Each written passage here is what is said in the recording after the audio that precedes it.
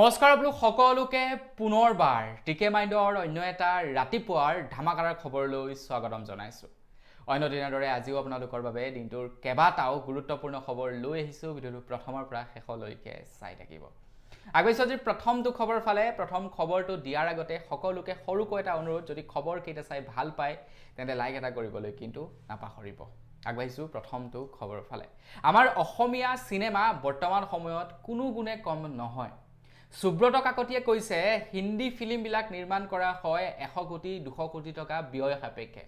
গতিকে সুব্ৰত কাকতিক যদি কোনোবা প্ৰডিউচাৰে 100 কোটি টকা দি দিয়ে যায়, তেখেতে হিন্দী সিনেমাতকৈও নেক্সট লেভেলত সিনেমা নিৰ্মাণ কৰি দেখুৱাব আমাৰ অসমত। আপোনালোকে সুব্ৰত কাকতিৰ দ্বাৰা নিৰ্মিত ছবি যেনে ৰঘুপতি হৈ গ'ল, যেনে মানে বিদুৰ ভাই হৈ গ'ল, এই সিনেমা কেইখন চাই হয়তো বুজিব পাৰিছে যে সুব্ৰত কাকতি কেনেকুৱা ধৰণৰ এজন ডাইৰেক্টৰ হয়। ঠিক তেনেকৈ আমাৰ অসমৰ যিবিলাক নতুনকৈ ডাইৰেক্টৰ উঠিছে, যেনেকৈ শশাংকৰ সমীৰে হৈ গ'ল, তো তেওঁলোকে আল্টিমেট ফিল্ম দিছে আমাৰ অসমীয়া ৰাইজক, আল্টিমেট ফিল্ম দিছে আৰু আল্টিমেট কালেকশ্যন আৰু সঁহাৰি লাভ কৰিছে সেই চিনেমাবিলাকে। বৰ সাংঘাতিক চিনেমা বনাবলৈ লৈছে অসমীয়া ফিল্ম ইণ্ডাষ্ট্ৰীত। আৰু আমাৰ অসমীয়া ফিল্ম ইণ্ডাষ্ট্ৰী যদি এনেকৈয়ে থাকে, জুবিন দাই কোৱাৰ দৰে এদিন অসমত কেৱল অসমীয়া চিনেমাহে চলিব।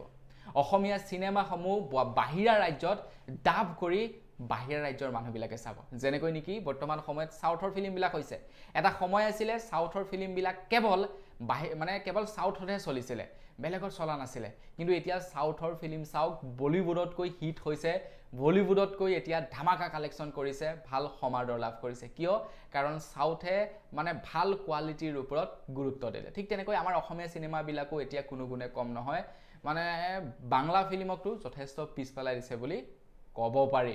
তো ৰিচেণ্টলি ৰিলিজ হোৱা চুপা চুপিৰ ওপৰত খবৰ ওলাই পৰিছে। চুপা চুপি ফিল্মখনে প্ৰায় 9 কোটি টকাৰ কালেকশ্যন কৰিছে, 9 কোটি টকাৰ কালেকশ্যন কৰিছে। এতিয়া খবৰ ওলোৱা অনুসৰি সেই ফিল্মখন প্ৰায় 4 কোটি মানত বনিছিলে, 4 কোটি মান টকা খৰচা কৰা হৈছিলে ফিল্মখন নিৰ্মাণ কৰিবৰ কাৰণে, আৰু উপাৰ্জন কৰিছে প্ৰায় 5 কোটি এক্সট্ৰা, 9 কোটি টকাৰ টোটেল কালেকশ্যন হৈছে ফিল্মখনৰ পৰা। ইয়াতকৈ আৰু কি লাগে চাবকচোন। বহুতো হিন্দী ফিল্ম এতিয়া ফ্লপ হৈছে। আমাৰ অসমতো জুবিন দাই কোৱাৰ নিচিনা অসমীয়া ফিল্মৰ বাহিৰে বেলেগ নচলে। আপোনালোকে গম পাইছে জানো কিমান কি ফিল্ম ৰিলিজ হৈ গ'ল হিন্দী? নচলে। চুপা চুপি এতিয়াও ছুপাৰ ডুপাৰ হিট হৈ আছে, এতিয়াও হাউচফুল হৈ আছে। ককা দেউতাৰ হাতী নাতি দ্বিতীয় ৰিলিজ হৈছে, ককা দেউতাৰ হাতী নাতি দ্বিতীয়ও এতিয়া ধামাকা চলিছে। গতিকে আমাৰ অসমীয়া ফিল্ম ইণ্ডাষ্ট্ৰী এতিয়া মুঠতে কোনো গুণে কম নহয়, একদম ধামাকা হিট মাৰি আছে। আগবাঢ়িছো ইয়াৰ পাছৰটো খবৰৰ ফালে। আপুনি বাৰু এনাৰ্জি ড্ৰিংকছ খায় নে নাখায় কমেণ্ট ছেকশ্যনত জনাবচোন। যেনে ৰেড বুল হৈ গ'ল, যেনে মনষ্টাৰ হৈ গ'ল, যেনে ষ্ট্ৰিং হৈ গ'ল, যেনে আপোনাৰ সেয়া কেম্পা এনাৰ্জি ড্ৰিংক হৈ গ'ল। তো এইবিলাক বাৰু আপোনালোকে খায় নে নাখায় কমেণ্ট ছেকশ্যনত জনাব। তো এই কোম্পেনীবিলাকে কিন্তু এডভাৰটাইজমেণ্টবিলাক বৰ আচৰিতকৈ কৰে। যেনে ৰেড বুলৰ কথাই যদি কওঁ, ৰেড বুল খাই দিয়াৰ লগে লগে আপুনি যিকোনো কামেই কৰিব পাৰিব। পাহাৰৰ পৰা জঁপিয়াই দিব পাৰিব, আপোনালোকে বাইক উৰাই দিব পাৰিব। আৰু মাজতো তেওঁলোকে কৈছিলে যে ৰেড বুল খোৱাৰ লগে লগে পাখি ওলাই যায় বোলে, গিভছ ইউ উইংছ বুলি তেওঁলোকৰ এটা টেগলাইন আছিলে। ৰেড বুল খোৱাৰ লগে লগে পাখি ওলাই যায়। এনেকুৱা বহুতো ধামাকা তেওঁলোকে এডভাৰটাইজমেণ্ট কৰে। যেনেকৈ ষ্ট্ৰিঙে মাজতে এডভাৰটাইজমেণ্ট কৰিছিলে, ষ্ট্ৰিং খাই দিয়াৰ লগে লগে এনেকুৱা ফাষ্ট কাম কৰিব পাৰি, ভাগৰে নালাগে মানুহৰ। তো এইবিলাক কিন্তু সম্পূৰ্ণ মিছা। তাত থাকে কি? তাত কেফেইন থাকে আৰু লগতে থাকে হাই চুগাৰ, যিয়ে নেকি আপোনাৰ কলেষ্ট্ৰৰেলৰ পৰা আৰম্ভ কৰি চুগাৰৰ পৰা আৰম্ভ কৰি গোটেই সৰ্ব বেমাৰবিলাক সৃষ্টি কৰাৰ ক্ষেত্ৰত অৰিহণা যোগায়। তো এতিয়া FSSAI তৰফৰ পৰা তেওঁলোকক সতৰ্কবাণী জাৰি কৰি দিছে যে তোমালোকেই আজে বাজে যে এডভাৰটাইজমেণ্টবিলাক কৰা, এই আজে বাজে এডভাৰটাইজ আৰু তোমালোকৰ এই ফটুৱা টেগলাইনবিলাক বন্ধ কৰিব লাগিব, নহ'লে তোমালোকক আমি বন্ধ কৰি দিম। বিক্ৰী কৰা, যাৰ খাবলৈ মন থাকিব সি খাব, কিন্তু তোমালোকে এডভাৰটাইজ দি মানুহক প্ৰলোভিত কৰি এই বস্তুবিলাক বিক্ৰী কৰিবলৈ নাচাবা, কাৰণ এই বস্তুবিলাক ভাল নহয়। এইবিলাক হৈছে বিষ একোটা। আগবাঢ়িছো ইয়াৰ পাছৰটো খবৰৰ ফালে। নীতিন গাডকাৰীদেৱে জনাইছে যে এতিয়া পেট্ৰলৰ পাছত বোলে ডিজেলতো হেনো মিহলি কৰা হ'ব। আমি পইচা দি আছোঁ 1 লিটাৰ পেট্ৰলৰ বাবে, কিন্তু আমি পেট্ৰল পাইছোঁ কিমান? মাত্ৰ 15%। বাকী 85% এতিয়া ইথানল মিলোৱা হ'ব। এতিয়া তেখেতে কৈছে যে ইথানলৰ পৰা এক্সট্ৰেক্ট কৰি ইথানলক আৰু ৰিফাইন কৰি তাৰ পৰা নিৰ্মাণ কৰিব পৰা যায় আইচ'বিটানল।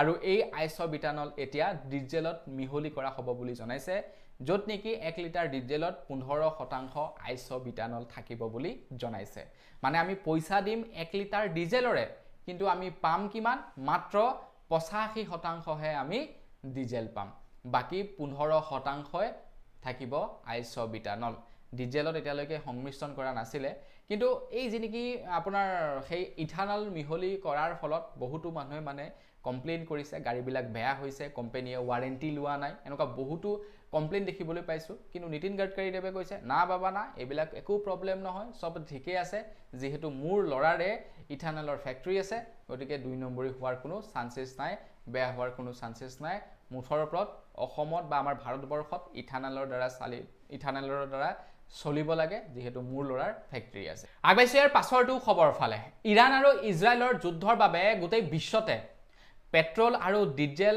লগতে এলপিজিৰ শৰ্টেজ হৈছে এলপিজিৰ ধামাকা শৰ্টেজ হৈছে পেট্ৰলৰ ধামাকা শৰ্টেজ হৈছে ডিজেলৰ ধামাকা শৰ্টেজ হৈছে কিন্তু আমি ভাৰতৰ প্ৰধানমন্ত্ৰী নৰেন্দ্ৰ মোদী ডাঙৰীয়াদেৱক ধন্যবাদ জ্ঞাপন কৰিব লাগে এয়া মই কোৱা কথা নহয় এয়া প্ৰধানমন্ত্ৰী নৰেন্দ্ৰ মোদী ডাঙৰীয়াই কোৱা কথা তেখেতে কৈছে এলপিজি গেছৰ মূল্য 2000 টকা পালেগে হেতেন যদিহে বিজেপি চৰকাৰ নাথাকিলে হেতেন বিজেপি চৰকাৰ নথকা হলে এলপিজি সিলিন্ডাৰৰ দাম পাৰ সিলিন্ডাৰ 2000 টকা হলগে হেতেন কাৰণ বিশ্বত তেলৰ সংকট হৈছিল এটা কি কব আপোনালোকে কমেন্ট বক্স খোলা আছে কমেন্ট সেকশনত জনাব মইতো এইটোৱে কম যে কংগ্ৰেছ যদি থাকিলে হেতেন কংগ্ৰেছে হয়তো ইমান টকা পাবলৈ নিদিলেগে হেতেন 900 টকা কাৰণ কংগ্ৰেছৰ দিনত আমি 400 টকাতে লাভ কৰিছিলো এলপিজি সিলিন্ডাৰ আৰু এতিয়া এলপিজি সিলিন্ডাৰ হৈছে 900 প্ৰায় 1000 টকা আৰু তেওঁলোকে কৈছে যে 2000 টকা পালেগে হেতেন কিন্তু আমি ৰখাই দিলো ঠিকই আছে ডোমেষ্টিক সিলিন্ডাৰৰ দামটো বাৰু ৰখাই দিলে কিন্তু কমাৰ্শিয়েল সিলিন্ডাৰৰ দামটো প্ৰায় 1013 মান টকা বৃদ্ধি কৰি দিলে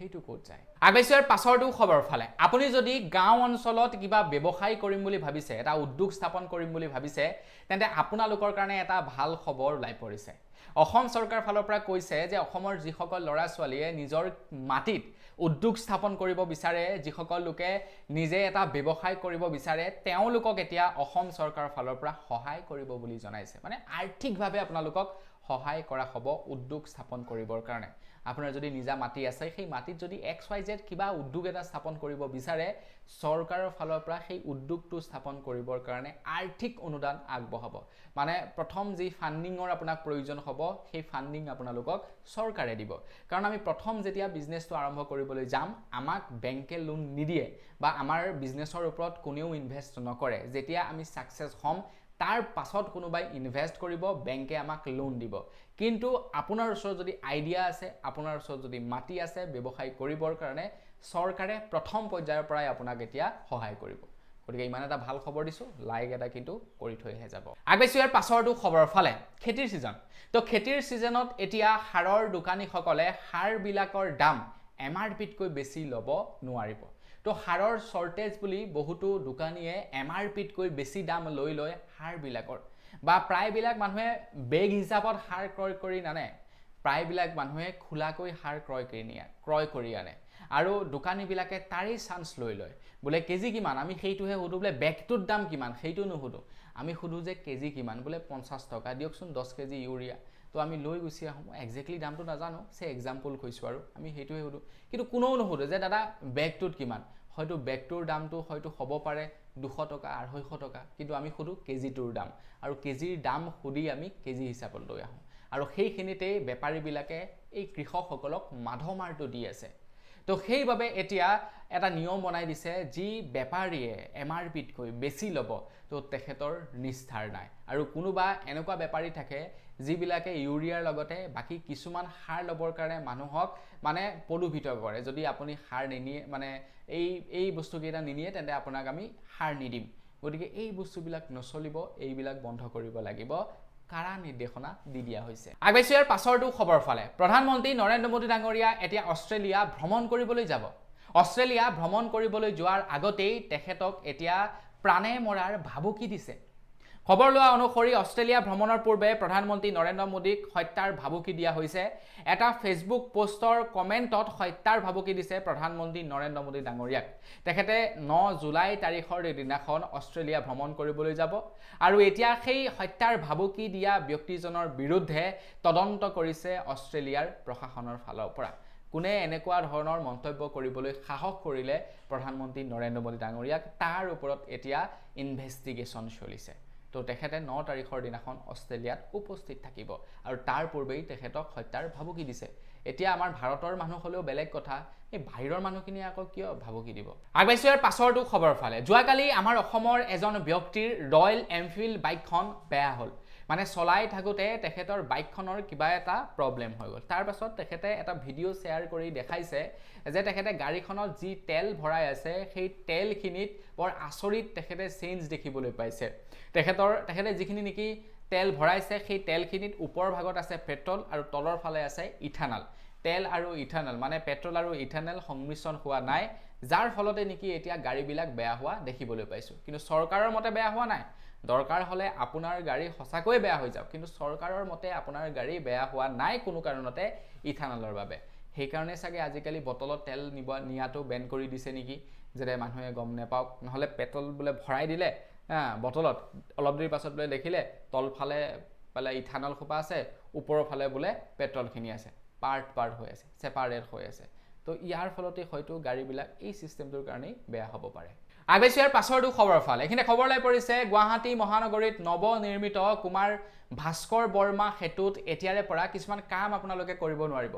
ৰিচেণ্টলি এজন হাজবেণ্ডে মিছেজৰ বাৰ্থডে চেলিব্ৰেট কৰিছিলে কুমাৰ ভাস্কৰ বৰ্মা সেতুত, আৰু তাৰ পাছতেই প্ৰশাসনৰ ফালৰ পৰা সিদ্ধান্ত লৈছে যে এতিয়াৰে পৰা কুমাৰ ভাস্কৰ বৰ্মা সেতুত গাড়ী ৰখাব নোৱাৰিব, মাজত গৈ গাড়ী ৰখাব নোৱাৰিব, লগতে ফটো উঠিব নোৱাৰিব। এনেকুৱা ধৰণৰ কিছু নিয়ম, আৰু লগতে বেপৰোৱাভাৱে গাড়ী চলাব নোৱাৰিব, ষ্টাণ্ট কৰিব নোৱাৰিব, দ্ৰুতগতিত গাড়ী চলোৱাটো নিষেধাজ্ঞা জাৰি কৰি দিয়া হৈছে। গুৱাহাটী আৰু উত্তৰ গুৱাহাটীক সংযোগ কৰা যিখন দলং, তো সেই দলংখনত এই নিয়মবিলাক এতিয়া বান্ধি দিয়া হৈছে। মানে ৰিচেণ্টলি কি কৰিছিলে এজন হাজবেণ্ডে পূৰা মানে দলঙৰ মাজত গৈ ৰেড কাৰ্পেট পাৰি ডেকৰেশ্যন কৰি বাৰ্থডে চেলিব্ৰেট কৰিছে। না তেখেতে প্ৰশাসনৰ পৰা অনুমতি লৈছে, না চৰকাৰৰ পৰা অনুমতি লৈছে, ডাইৰেক্টলি তেখেতৰ মন মৰ্জি মতে বাৰ্থডে পাতিছে, ৰেকৰ্ড কৰি আকৌ ছ'চিয়েল মিডিয়াত মানে দেখাবৰ কাৰণে ভিডিঅ' আপলোড কৰি দিছে। তাৰ পাছতে কি তেখেতলোকৰ ওপৰত প্ৰশাসনৰ ফালৰ পৰা নিজাববীয়াকৈ এজাহাৰ দাখিল কৰা হ'ল, FIR ৰুজু কৰা হ'ল, তেওঁলোকক মানে এৰেষ্ট কৰিলে আৰু এই নিয়মকেইটা এতিয়া প্ৰযোজ্য কৰিছে। মানে তেওঁলোকৰ কাৰণে কোনোৱে এতিয়া তাত গাড়ীও ৰখাব নোৱাৰিব, ফটো মাৰিব নোৱাৰিব। আগবাইছো ইয়াৰ পাছৰটো খবৰ ফালে। আমাৰ অসমত বৃদ্ধি পাইছে GSTৰ হাৰ। মানে ইয়াৰ পৰা এইটো প্ৰমাণ হয় যে আমাৰ অসমত বিজনেছ কৰা মানুহৰ সংখ্যা বৃদ্ধি পাইছে। অসম চৰকাৰৰ ফালৰ পৰা দিয়া ৰিপৰ্ট অনুসৰি আমাৰ অসমত জুন মাহত 15% বৃদ্ধি পাইছে GSTৰ পঞ্জীয়ন। জুন মাহৰ পূৰ্বে ৰাষ্ট্ৰীয় গড় অনুসৰি 9% আছিলে আমাৰ অসমৰ GST হাৰ, আৰু এতিয়া হৈছেগৈ 15%। মানে আমাৰ অসমত বিজনেছ কৰা মানুহৰ সংখ্যা বৃদ্ধি পাইছে। আমাৰ অসমৰ মানুহে চাকৰি বাকৰিতকৈ এতিয়া বেপাৰৰ ফালে বেছিকৈ ঢাপলি মেলিছে, আৰু এইটো এটা ভাল কথা, এইটো এটা ভাল লক্ষণ। আগবাইছো ইয়াৰ পাছৰটো খবৰ ফালে। পেট্ৰলত ইথানল মিলোৱা হৈছে। বহু লোকে প্ৰতিবাদ সাব্যস্ত কৰিছে, কিন্তু তাৰ পাছতো চৰকাৰৰ ফালৰ পৰা একো একশ্যনেই লোৱা নাই। বহু লোকে কৈছে আমাৰ গাড়ী বেয়া হৈ গৈছে, আমাৰ বাইক বেয়া হৈ গৈছে, পেট্ৰলত ইথানল মিলোৱা বন্ধ কৰক। কিন্তু নীতিন গাডকাৰীদেৱে কৈছে যে এইটো কোনো কাৰণতে হ'বই নোৱাৰে, বেয়া হ'বই নোৱাৰে। আপোনাৰ গাড়ীখন বেয়া হৈছে, আপুনি গম পাইছে যে ইথানলৰ কাৰণে বেয়া হৈছে, মাইলেজ কমি গৈছে, কিন্তু চৰকাৰে কৈছে না আমি নামানো, কেনেকৈ হ'ব, সেইটো সম্ভৱেই নহয়। মুঠৰ ওপৰত কোনো কাৰণতে আপোনালোকৰ কথা নাভাবে, যিহেতু তেখেতৰ পুত্ৰৰে ইথানলৰ ফেক্টৰী আছে। গতিকে সেয়াই পলিটিচিয়ানবিলাক তেনেকুৱাই, আমি তাত কৈ লাভ নাই, ভুলটো আমাৰে। এতিয়া খবৰ ওলাই পৰিছে যে যন্তৰ মন্তৰত 5 জুলাই তাৰিখৰ দিনাখন মানে টিম ভাৰতৰ তৰফৰ পৰা এই সম্পৰ্কত আপোনাৰ প্ৰতিবাদ সাব্যস্ত কৰে বুলি খবৰ ওলাই পৰিছে। মানে পেট্ৰলত যি নেকি ইথানল মিলোৱা হৈছে, সেই ইথানলৰ বিৰোধিতা কৰি 5 তাৰিখৰ দিনাখন যন্তৰ মন্তৰত প্ৰতিবাদ সাব্যস্ত কৰা দেখিবলৈ পোৱা গৈছে। আগবাইছো ইয়াৰ পাছৰটো খবৰ ফালে। খবৰ ওলাই পৰিছে শ্বাহৰুখ খানৰ ওপৰত। এটা সময় আছিলে শ্বাহৰুখ খানক ক্ৰিকেট ষ্টেডিয়ামৰ পৰা বেন কৰা হৈছিলে। কিয় বাৰু জানেনে? শ্বাহৰুখ খান হৈছে কলকাতা নাইট ৰাইডাৰ্ছৰ তেখেত মালিক। তো তেখেতে খেল চাবলৈ যায় তো খেল চাবলৈ যাওঁতে এবাৰ মানে কি কৰিছিলে তেখেতে ওপৰৰ পৰা জপিয়াই দিবলৈ লৈছিলে তেখেতৰ টিমটো জিকিছিলে তেখেতে সেলিব্ৰেশনৰ নামত মানে তেখেতে ওপৰৰ পৰা জপিয়াই দিবলৈ লৈছিলে ষ্টেডিয়ামৰ পৰা আৰু তাৰ পাছতেই তেখেতক ক্ৰিকেট ষ্টেডিয়ামত বেন কৰা হৈছিলে এটা খবৰ ওলাই পৰিছে শাহৰুখ খানে নিজে বাপেকে কলকাতা নাইট ৰাইডাৰ্ছৰ নামত এটা টিম মানে এখন ক্ৰিকেট ষ্টেডিয়াম স্থাপন কৰিছে আৰু সেই ক্ৰিকেট ষ্টেডিয়ামখন আছে লছ এঞ্জেলিছত তেখেতে নিজে এখন ক্ৰিকেট ষ্টেডিয়াম বাপেকে বনাই দিলে যে এতিয়া মোক ইয়াৰ পৰা বাহিৰ কৰি দেখা কাৰ দম আছে চাওঁ কিন্তু শাহৰুখ খান এজ এ মালিক হিচাপে বোলে বহুত ভাল গৌতম গম্ভীৰে তেখেতৰ লগত বহু বছৰ কাম কৰিছে তো গৌতম গম্ভীৰে দিয়া ষ্টেটমেণ্ট অনুসৰি শাহৰুখ খানে হেনো গৌতম গম্ভীৰক কৈছে যে আপুনি মোৰ অভিনয়ৰ বিষয়ে যদি মোক মানে জ্ঞান দিবলৈ আহে মোৰ খং উঠিব যেহেতু আপুনি অভিনয়ৰ বিষয়ে একোৱেই নাজানে ঠিক তেনেকৈ ময়ো যদি আপোনাক ক্ৰিকেটৰ বিষয়ে জ্ঞান দিবলৈ যাওঁ আপোনাৰ খং উঠিব যেহেতু মই ক্ৰিকেটৰ বিষয়ে একো নাজানো গতিকে আপুনি আপোনাৰ মতে টিমটো চলাওক আৰু সেই হিচাপত মানে যিমানখিনি মালিক আছে গোটেই মালিকখিনিৰ ভিতৰতে শাহৰুখ খানৰ বিহেভিয়াৰটো এজ এ মালিক হিচাপে যথেষ্ট ভাল বুলি কৈছে গৌতম গম্ভীৰে আগবাইছো ইয়াৰ পাছৰটো খবৰ ফালে ভূটানে এতিয়া ভাৰতৰ পৰা পেট্ৰল ক্ৰয় নকৰে কাৰণ ভাৰতৰ পেট্ৰলত ইথানেল মিলোৱা হৈছে তো ভূটানক অফাৰ কৰা হৈছিলে ইথানেল সংযুক্ত পেট্ৰল ক্ৰয় কৰিবৰ কাৰণে কিন্তু ভূটানে কৈছে যে ইথানেল সংযুক্ত পেট্ৰল আমি কোনো কাৰণতে ক্ৰয় কৰিব নোৱাৰো কাৰণ ভূটানে আমাৰ ভাৰতৰ মানুহবিলাকৰ যি কমন প্ৰবলেমটো হৈছে সেই প্ৰবলেমটোৰ বিষয়ে তেওঁলোকে নিশ্চয় ষ্টাডি কৰিছে আৰু তেওঁলোকে গম পাইছে যে মানুহবিলাকৰ লগত কি কি সমস্যা হৈছে চৰকাৰে হয়তো নকব পাৰে যে সমস্যা নাই হোৱা বুলি কিন্তু মানে সমস্যা হৈছে বুলি নকব পাৰে কিন্তু এক্স্যাক্টলি মানুহবিলাকৰ সেই সমস্যাটো হৈছে ন তো সেই কাৰণে ভূটানে কৈছে যে আমি আমাৰ সৰ্বসাধাৰণ মানুহৰ লগত সেই সমস্যাটো সৃষ্টি কৰিব নিবিচাৰো গতিকে আমি ফ্ৰেছ পেট্ৰলহে ক্ৰয় কৰিম ইথানেল সংযুক্ত পেট্ৰল কোনো কাৰণতে ক্ৰয়